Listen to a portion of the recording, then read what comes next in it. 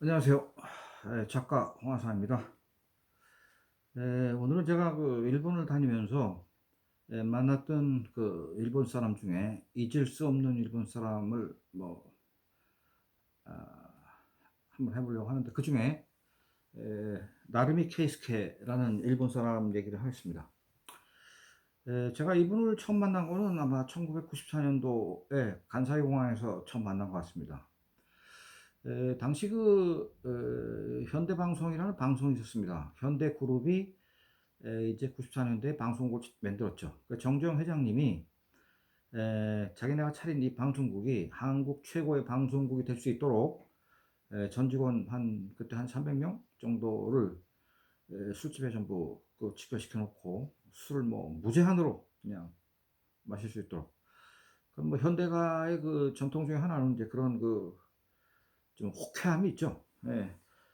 그때 그 개국 특집을 현대방송이 이제 만들 때 제가 그 스태프로 껴서 일본에 가서 이제 일본 골목갱이라는 거를 그때 기획을 해서 제가 뭐 일본을 좀 안다고 그래서 같이 가게 됐습니다. 간사이 공항에 갔더니 나르미 케이스케라는 분이 봉고차를 끌고 직원들하고 나와서 이제 저희가 그 차를 타고 약 보름 정도 일본의 이제 재미난 골목 얘기를 촬영을 한 적이 있었는데요.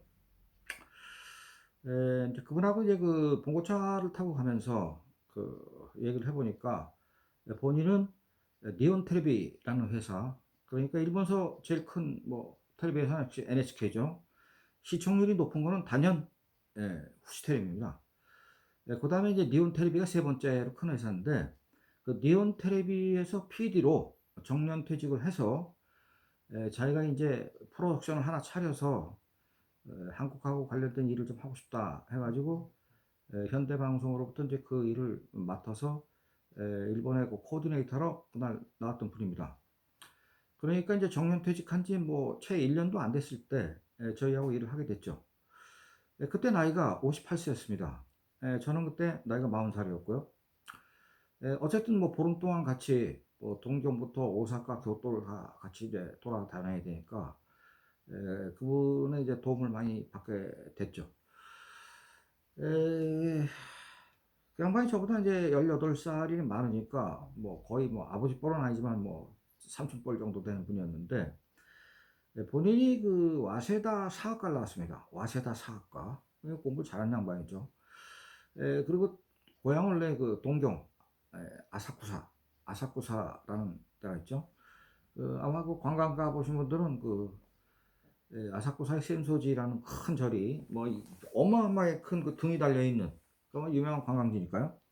그 아사쿠사라는 동네는 그 일본의 그 토백이들은 아사쿠사 그러면 바로 눈물이 핑 돌 정도의 그런 정서가 있는 동네입니다. 아주 오래된 동네고 오래된 그 센베 가게부터 시작해서 100년 이상 된 그런 노포들이 많이 있고, 또 센서지 앞에도 나카미세라고 그래가지고 오래된 가게들의 그 거리가 쫙 있는 데가 있죠. 거기서 페스티벌도 마스리도 하고 그러죠.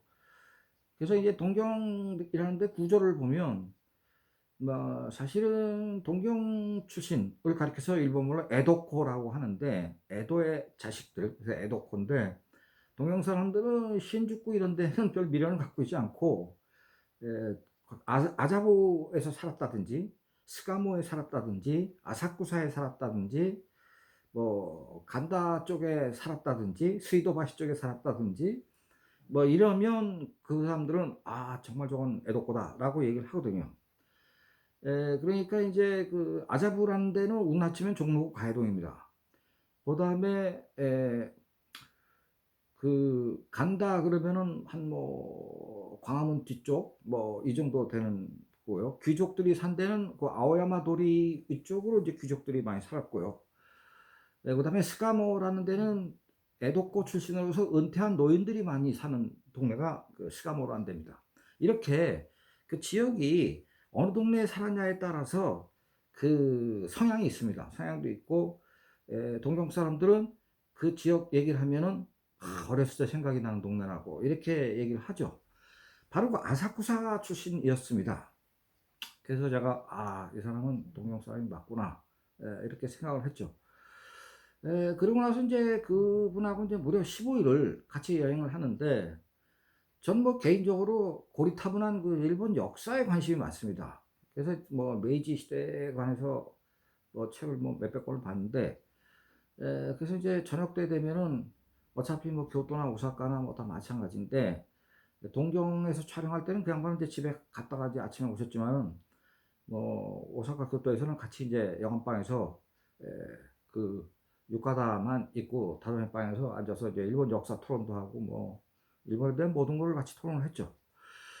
그러고 나서 이제 촬영이 한 15일 끝나고 저는 그 다음에도 일본하고 일이 계속 이어졌기 때문에 동경에 갈 때마다 나름이 케이스케라는 분을 만나가지고 이제 같이 얘기를 많이 했습니다.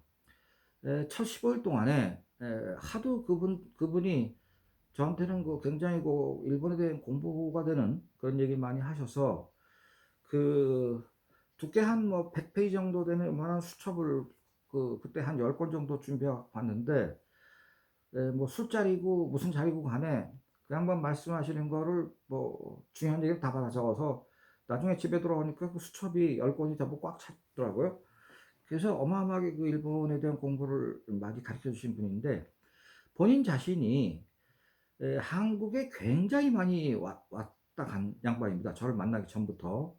그래서 한국에 애정이 많고 또 그 제암리 학살 사건이라는 게 경기도 화성에서 일정 때 있었는데 그 다큐멘터리를 찍으려고 그 제암리 일대에서 6개월이나 거기서 거주를 하면서 아예 살면서 6개월 동안 그 다큐멘터리를 찍기도 했습니다. 그러니까 일본 사람들은요. 그 무슨 다큐멘터리 하나 찍는다 그러면 우리처럼 뭐 그저 뭐 열흘 보름 기껏해봐야 한 달 이런 게 아니고 뭐 6개월씩 찍습니다. 그 아주 깊이가 있죠. 그러니까 이 일본 다큐멘터리들이 심지어는 그 설악산에 그 달이 뜨는 장면을 밤에 하나 찍어서 넣을 경우에 설악산에 달이 떴을 때 어느 시기에 찍는 것이 가장 아름다우냐 말하자면 초승달이 떴을 때냐 보름달이 떴을 때냐 반달이 떴을 때냐 그래서 그걸 조사를 해가지고 자기네 프로그램의 성격과 맞는 달이 떴을 때 말하자면 초승달이 떴을 때의 설악산에 뭐 그 능선에 달이 떴을 때 그 광경을 찍는 게 가장 맞는다고 하면 자기네가 원하는 그림이 나올 때까지 6개월이고 3개월이고 간에 그 달이 떴을 때를 갑니다. 그러니까 그 한 카트를 찍으려고 6개월을 내리가는 수도 있습니다. 왜냐하면 초승달이 떴는데 그때 날이 흐려갖고 달이 안 보인다든지 비가 온다든지 그날따라 구름이 꼈다든지 이런 나쁜 그림은 다 버리고 계속 그 초승달이 떴을 그 무렵에 찾아가서 자기네가 원하는 그림이 나올 때까지 찍습니다. 그게 이제 일본이거든요. 그러니까 다큐멘터리 그러면 영국 BBC, 일본 NHK 혹은 일본의 기타 방송국들이 그 다큐멘터리에 관해서는 뭐 세계에서 1등, 2등을 하는 그렇게 인정받을 수밖에 없는 겁니다. 그러니까 뭐 실크로드가 괜히 나온 게 아니고 대황하 이런 다큐멘터리들이 괜히 나온 게 아닙니다. 실크로드도 그 찍을 때 보면 기차로 스태프가 두 량을 타고 돌아가거든요. 그러면 기차 한 량에 아무리 못 타도 한 뭐 100명씩은 탈 거 아닙니까? 근데 그 두 량이 갈 정도로 스태프가 이동을 하거든요. 그러니까 그 일에 대한 그 집념과 그 일에 대한 그 정확한 혹은 일에 대한 그 열정, 그 다음에 좋은 그림을 만들기 위해다는 그 미의식 이런 게 아주 대단하잖아요. 또 일본 소설도 보면 그 소설에 나타나는 미의식이 굉장히 대단한 게 많죠. 어쨌든 이 나르미 케이스케라는 분하고 교토에 갔던 첫날인데 그 제가 기왕이면 교토에 갔는데 교토에 좀 명망 있는 료관, 문화가 제대로 갖춰진 료관에서 촬영을 하고 싶다. 같이 거기서 좀 주인하고 인터뷰도 하고 싶다. 그렇게 얘기를 했더니 이분이 호텔방에서 무려 2시간을 전화통을 붙잡고 여관을 섭외하더라고요. 우리 같으면 뭐 일본 사람들이니까 일본 교토의 료관에 대한 정보는 금방 찾을 수 있는데 그 조건, 스펙을 맞추기 위해서 전화를 2시간 하더라고요. 그래서 결국은 교토에는 와다젠이라고 하는 여관 뭐 140년 정도밖에 안 됐는데 그 여관에 가서 촬영도 하고 뭐 인터뷰도 하고 그랬는데 그 일을 할 때의 정확성 그리고 일을 추진할 때의 어떤 집념, 목표에 도달하기 위한 노력, 이런 게 그거에 그런 데 관해서는 우리보다는 좀 한 수 위인 것 같습니다. 자, 그 촬영이 끝나고 저는 이제 일본에 동경에 갈 일이 있으면 나름의 케이스케 선생한테 이제 전화를 해서 그 양반 시간이 되면 같이 이제 선술집에서 술 마시면서 또 일본 역사도 얘기하고 문화도 얘기하고 뭐 제가 궁금한 거는 다 여쭤보고 그랬죠. 그 양반이 그 꼬냑을 좋아하세요, 꼬냑. 그래서 프랑스 출장도 많이 댕기고 하신 양반이라 그런지, 그래서 제가 갈 때마다 이제 꼬냑을 한 병씩 그 선물로 드리고, 또 어떤 때는 갔더니 또 프랑스 출장을 갔다 그래서 그 양반하고 잘 아는 그 우리 제일동포한테 그 꼬냑을 돌아오시면 갖다 드리라고 이렇게 해서 한 10년간 이제 계속 뭐 우정이랄까 뭐 그렇게 이제 우정을 쌓아갔죠. 에, 네, 나중에 친해지니까 이제 그분이 그 자기 그 개인 생활도 다 얘기를 하시고, 그러면서 자기가 결혼을 지금 현재 살고 있는 부인이 6번째 마누라다 그런 얘기를 하시더라고요. 그러면서 그 5번을 이혼하게 된 뭐 경위를 부분적으로는 조금 얘기를 하셨는데, 본인도 괴로운 얘기니까 이제 많이 그 뭐 생략을 하시지만은, 지금 6번째 부인은 그때 그 양반이 58살 때 제가 처음 만났는데, 그 이후에 결혼을 또 해가지고 부인이 32살이었고, 그 부인한테 애를 둘을 낳았는데 큰애가 3살이고 작은애가 1살이었습니다. 그때 나이가 68세였는데, 그래서 일본의 이혼율이 약 38% 정도 되는데, 일본의 이혼율에 가장 기여를 많이 한 양반이라고 내가 농담 삼아서 그런 말을 한 적이 있습니다. 그래서 앞으로 좀 한 몇 번 더 해서 10번을 채우지 그러냐고 농담을 얘기를 했더니, 애정은 티끌만한 것이어서 더 이상 나눠줄 것이 없다 라고, 아, 굉장히 명언인 것 같아요. 그때는 제가 나이가 어려서 그 말뜻을 못 알아들었는데, 지금 저도 이제 나이가 좀 먹다 보니까 그 말뜻이 좀 이해가 됩니다. 어쨌든 그 마지막으로 이제 제가 뵌 게 아마 2004년 5년쯤 됐는데, 그 동경에 일을 하러 갔다가 그 전화를 했더니 자기네 집으로 놀러 오라고 얘기를 하세요. 그러면서 그 제일동포 그 친구가 우리 집을 알고 있으니까 그 친구 만나서 같이 오면 된다고.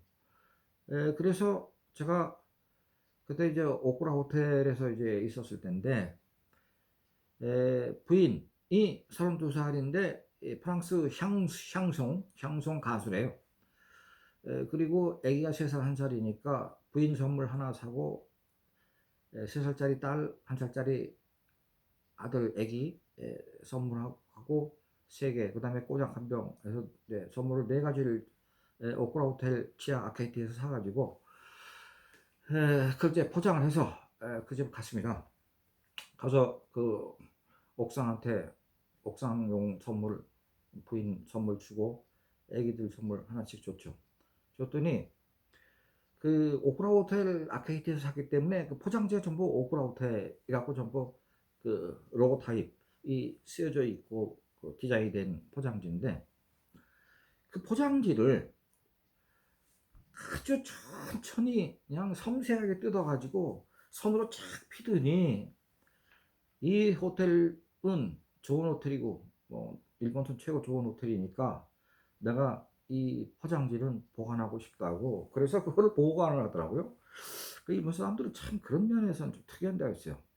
뭐 우리 같은 뭐 롯데호텔이나 뭐 신라호텔 뭐 샀다고 해서 그 포장지를 보관하고 그런 거는 우리 문화는 그런 게 없는데, 그걸 이제 보관한다고. 그래서 제가 그 이제 가기 전에 그 양반하고 통화할 때 저보고 어떤 일본 술을 마시고 싶냐 그래서 저는 그 양반한테, 저는 언제나 뭐 맥주만 마시지 않습니까? 저는 이 독한 술을 별로 좋아하지 않습니다. 소주도 안 좋아하고 막걸리나 맥주 이런 걸 좋아하는데, 또 맥주 먹겠다고 그랬더니, 너는 술꾼 되려면 멀었다 딱 그러면서 말뜻은 알았으니까 얼른 와라. 갔더니 냉장고가 2대가 있었는데 한 냉장고에 문을 딱 여니까 냉장고 문짝에 일본 맥주를 아주 가득 채워놨더라고. 한 30병 되는 것 같아요. 그들이 이 정도면 충분하겠냐라고 물어봐서 아이 충분하다고 그랬더니 내가 부탁이 하나 있는데 진짜 술을 마시는 주당이라면 일본에서는 정종을 먹어야 된다. 그러면서 밥상에 정종 5병을 세워놨어요.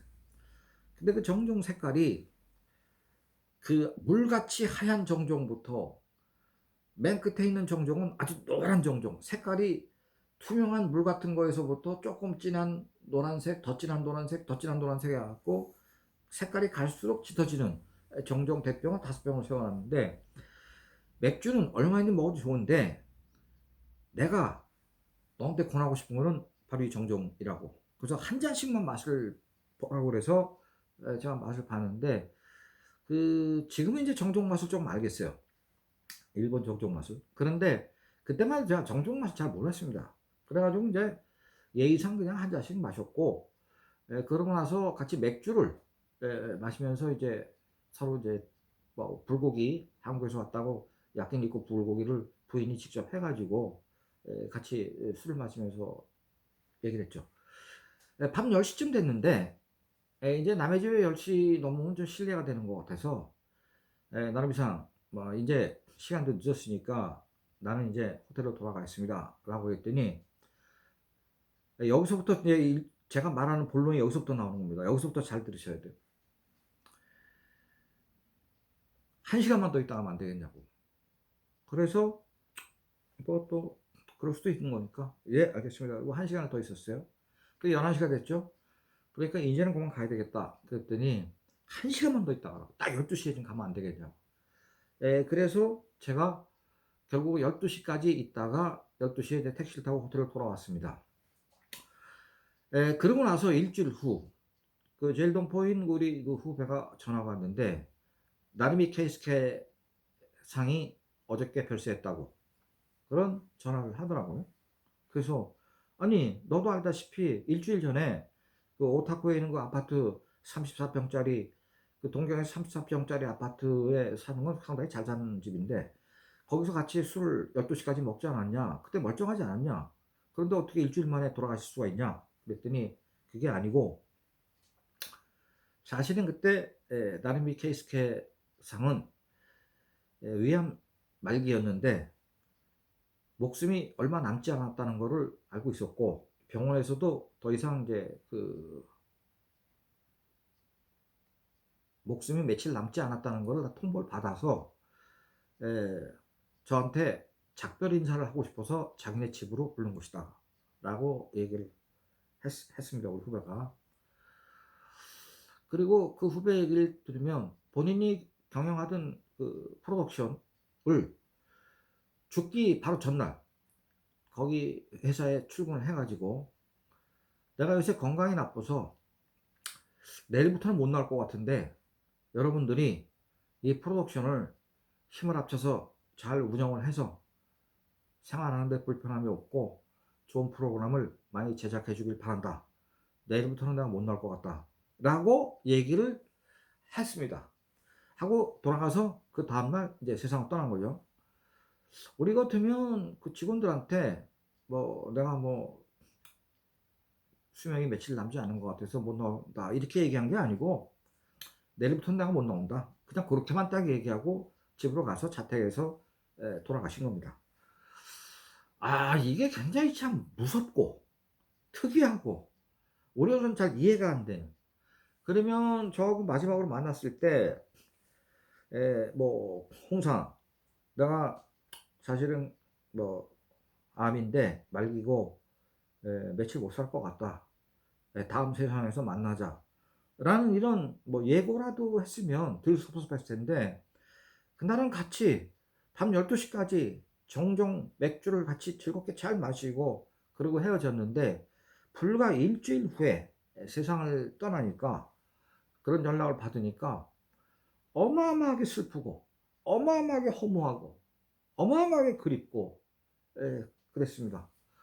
그렇게 해서 이 양반은 이제 세상을 떠났는데 일본 사람과 한국 사람은 다도해 바다를 하나 놓고 사는 그 거리는 아주 가까운데 더군다나 일본 사람의 뿌리는 한국 사람인데 어떻게 이렇게 서로의 성격이 틀리냐.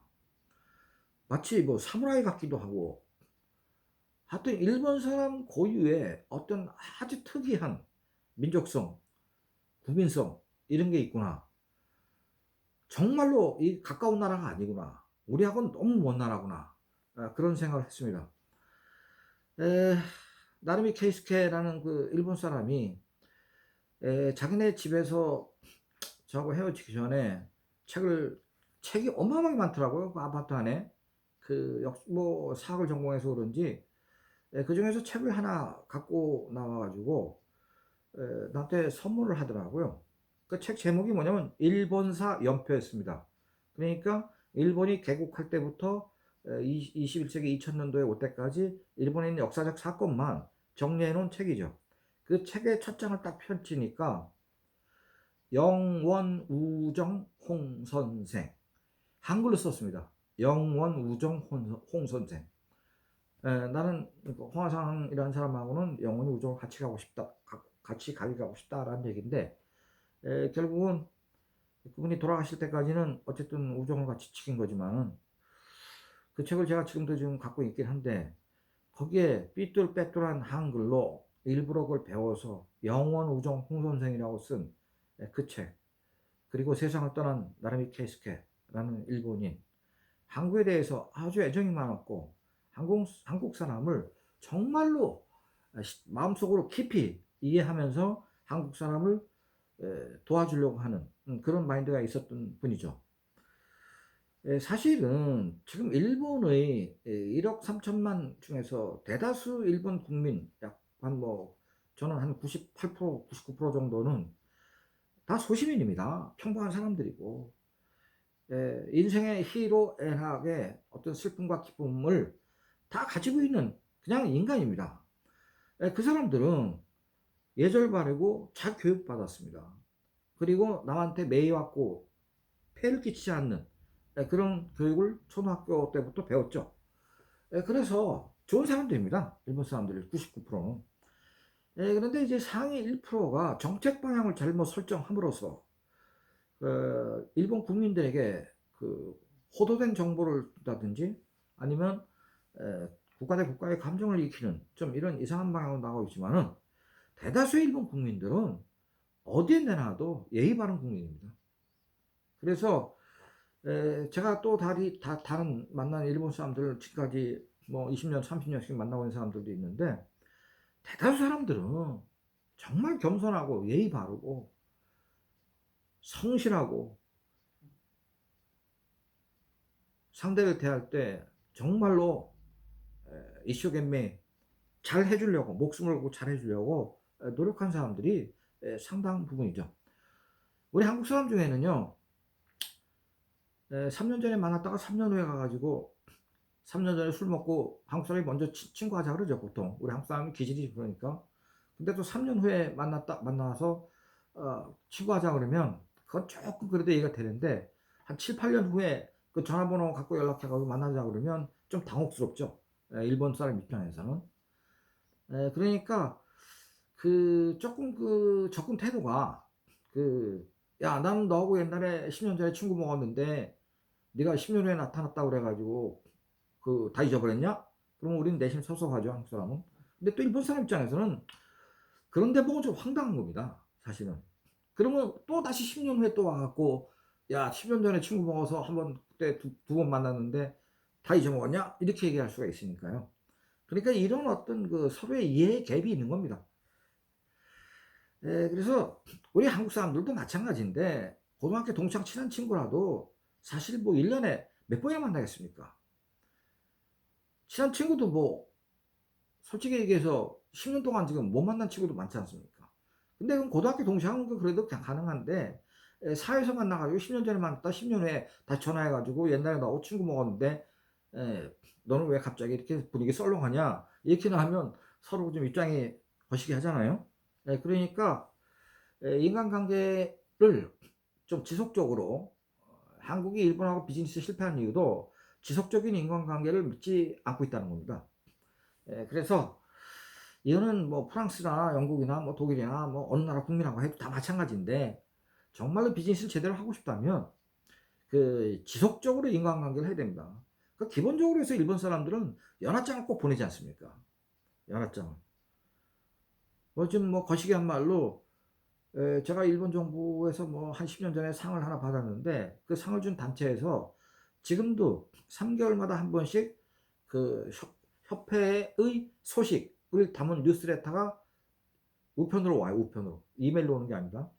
그리고 1년에 한 번은 반드시 연합장을 보냅니다. 그러니까 저한테 1년에 5번 정도는 자기네 하는 일을 알려주고 있고, 연합장도 제 이름을 딱 거기 써가지고 연합장을 보내옵니다.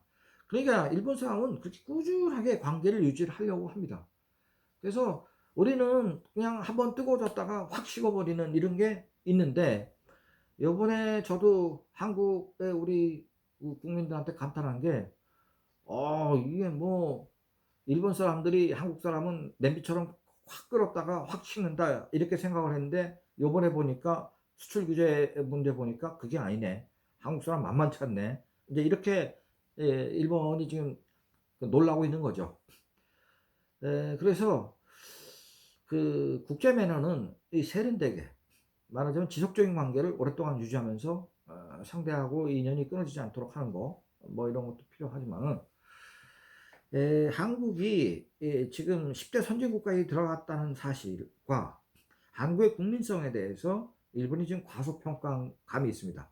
그 과소평가한 집단은 일본의 국민이 아니고 상위 1%의 일본의 지도자들입니다. 그러니까 이 사람들 지금 오판한 겁니다. 지금 사실은. 그러니까 한국 국민이 과거보다는 많이 성숙됐고, 옛날 같이 이렇게 냄비처럼 끓었다 식었다 하는 게 이제는 아니다. 이런 국민이 아니다. 드디어 한국도 국민성도 이제 선진국 대열에 들어섰다. 이렇게 판단하면서 오늘 나름이 케이스케라는 잊을 수 없는 일본 사람에 대해서 말씀드렸습니다. 감사합니다.